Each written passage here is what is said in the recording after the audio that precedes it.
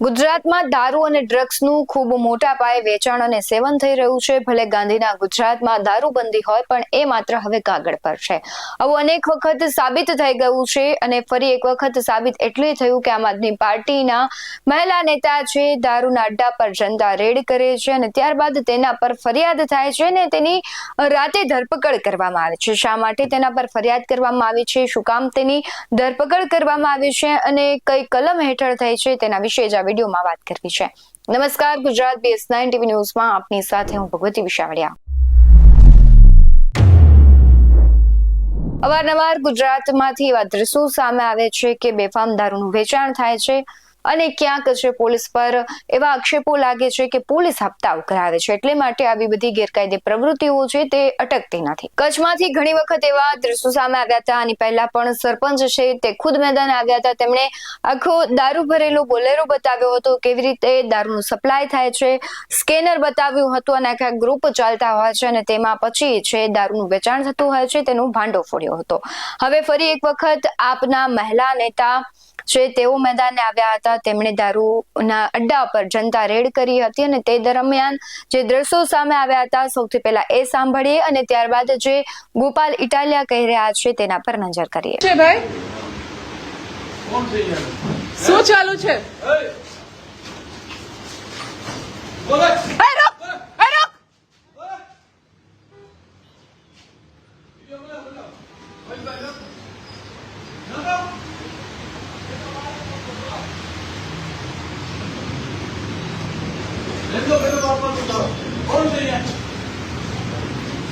Phone ले लो। Phone नहीं लेना है, उसको रख दो, बात करो, फोन करो 112 में। फोन आप करो आपसे 112 में। ये माली है, वो देख लो क्या है,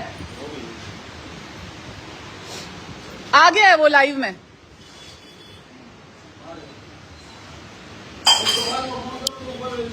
सो हम लोगों ने आज एक और जनता रेड की है।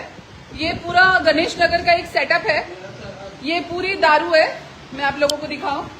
ये दारू है, ये दारू है, ये दारू है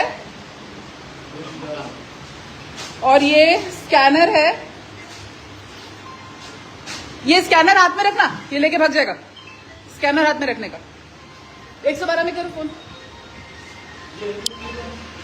लोकेलिटी है, भरा हुआ मकान बने हुए हैं। लॉक किया?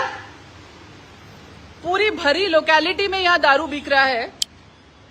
मार्केट, पूरे मार्केट में ये रास्ता मार्केट, ये देखिए, जा रही है, लेडीज जा रहे हैं, आ रहे हैं। ये अच्छा लगा? और खुलेआम इतना सारा दारू यहाँ है और वो भाई जो है वो देख के भाग गए हमें। हमारा कच्छ जिल्लाना आम आदमी पार्टीना આગેવાન મહિલા એવા ડોક્ટર કાયનાતબેન અંસારિયા હતા, જેઓ ઘણા લાંબા સમયથી આમ આદમી પાર્ટી સાથે જોડાઈ અને લોકસેવાનું કામ કરી રહ્યા છે. તેઓ એક મહિલા હોવા છતાં ડોક્ટર તરીકે પ્રતિષ્ઠિત ડોક્ટર છે, પોતાનું માલિકીનું હોસ્પિટલ છે, સારી એવી આવક છે, તેમ છતાં પણ આમ આદમી પાર્ટી સાથે જોડાઈ છેવાડાના માણસ વિશે કામ કરી રહ્યા છે, છેવાડાના માણસના પ્રશ્નો ઉઠાવી રહ્યા છે. આજથી થોડાક દિવસો પહેલા એમણે જનતા રેડ કરી અને હર્ષ સંઘવીના દારૂબંધીના પોકળ દાવાઓની ફજેતી ઉડાવી. લાઈવ વિડીયો કેમેરા સાથે, મોબાઈલથી લાઈવ, ફેસબુક લાઈવ અને પોકળ દારૂબંધીની આખી જે ભાંડાફોડની પ્રવૃત્તિ કરી, એનાથી ભાજપની આખી સરકાર સમસમી ગઈ અને એક મહિલાની વિરુદ્ધમાં ખોટી ફરિયાદ ઊભી કરી, એટ્રોસિટીની ખોટી ફરિયાદ ઊભી કરી અને કાલે એમને રાત્રે ધરપકડ કરવામાં આવ્યો. આમ તો મહિલા સુરક્ષાની, મહિલાઓના રક્ષણની, મહિલાઓની ખૂબ મોટી મોટી વાતો ભાજપના બધા જ નેતાઓ વિધાનસભામાં કરી રહ્યા છે, પણ એકેય ભાજપના નેતાને કાલે અડધી રાત્રે બેનની ધરપકડ કરવામાં શરમ પણ ન આવી કે લાજ ન આવી.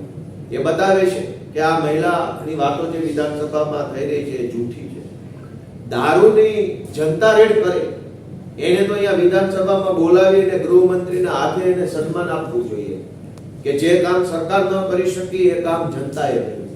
એના બદલે દારૂબંધીની, ડ્રગ્સની પોલ ન ખુલી જાય, આ ભાંડો ફૂટી ન જાય અને એટલા માટે જે લોકો જનતા રેડ કરે એમની વિરુદ્ધમાં એટ્રોસિટીની ખોટી ફરિયાદ. દારૂમાં એટ્રોસિટી ક્યાં આવી?